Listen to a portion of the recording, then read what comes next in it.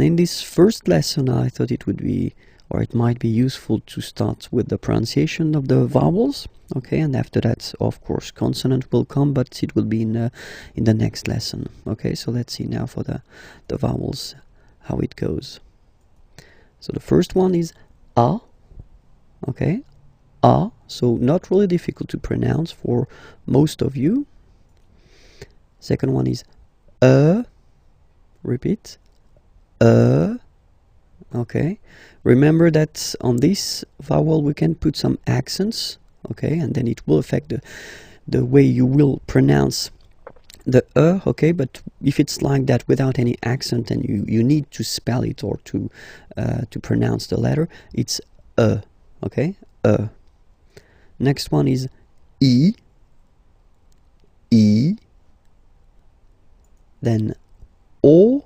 Okay, so don't be afraid to put your mouth really round. O, okay, so it's quite deep. O, okay, then U. So this U can be tricky.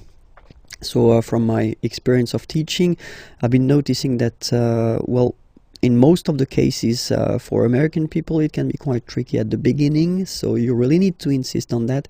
It's U. Okay, Spanish-speaking persons can have some difficulties as well for that. Okay, so don't be afraid to pronounce. So really, it's not U, because in most of the cases, that's the mistake people tend to make. They pronounce it like U. Okay, now in that case, it's really U. So really narrow sound. Okay, so don't be afraid to insist on that.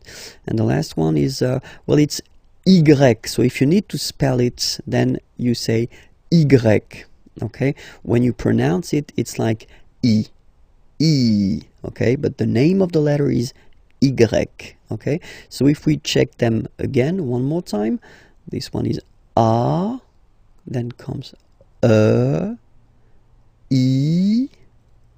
O, U. Remember, U, and the last one Y for the name, okay, but then the pronunciation is E, alright?